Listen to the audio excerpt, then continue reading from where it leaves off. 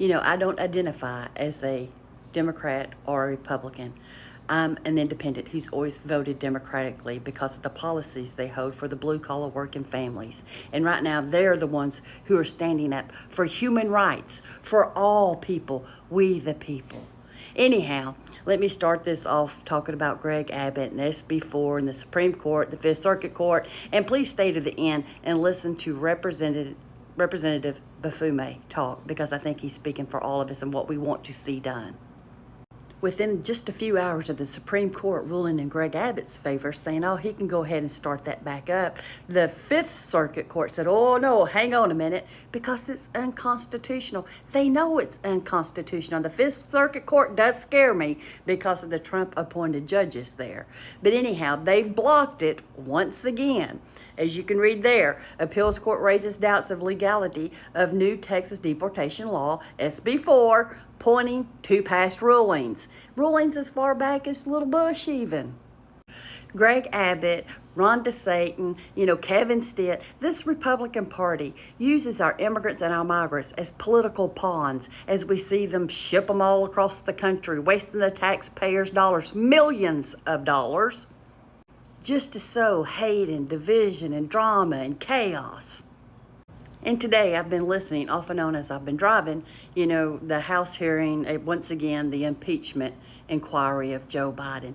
And it is nothing but a sham hearing, once again. And they're using criminals. I mean, like one dude ripped off our Native community millions of dollars and stuff.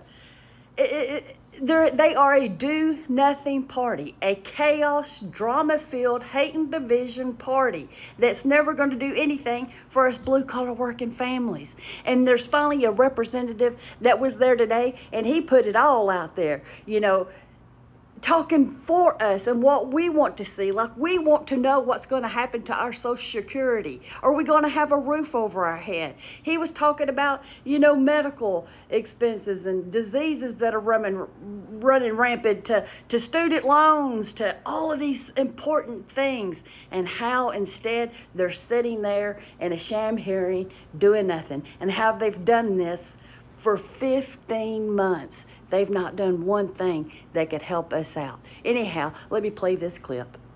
Mr. Bafume, for 5 minutes. Mr. Chairman, thank you.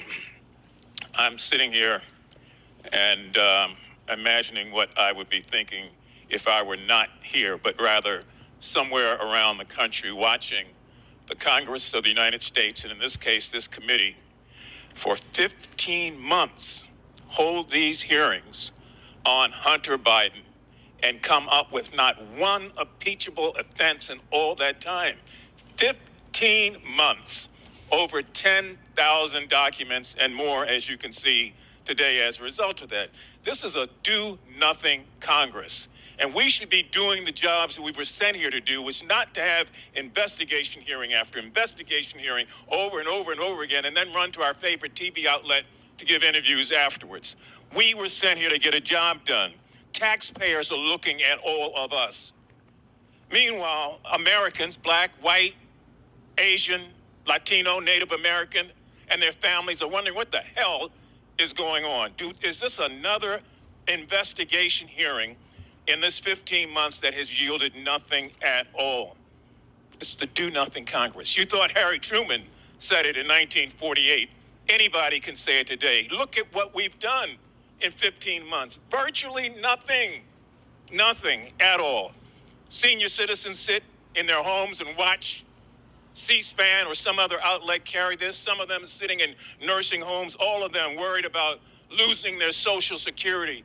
They're on fixed incomes, and they expect the Congress to use its time and its energy to deal with things that affect them directly.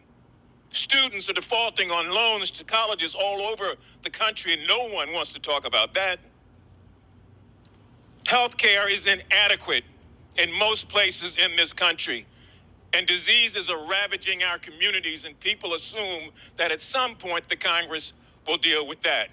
And so whether it's cancer, cardiovascular disease, kidney disease, diabetes, HIV, stroke, the disparities in the health system say, please give us a little bit of your time also when you're not dealing with Hunter Biden and when you can't prove that he's done anything wrong. Crime is out of control, white collar as well as black collar.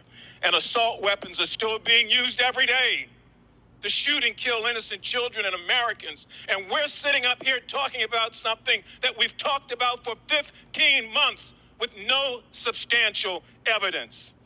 Can't get humanitarian aid to Palestine. Can't get military aid to the Ukraine. Children are looking and wondering what the hell is going on. Is that what politics are about? So we're doing a disservice. I know I'm supposed to be asking questions, and Mr. Parnas, I may have one or two for you, but I am so outraged at a do-nothing Congress, just pointing the finger over and over again, and people are hurting, looking for real help. Can't deal with immigration because Donald Trump calls up and kills the immigration bill, and yet people say that's the major issue, is it?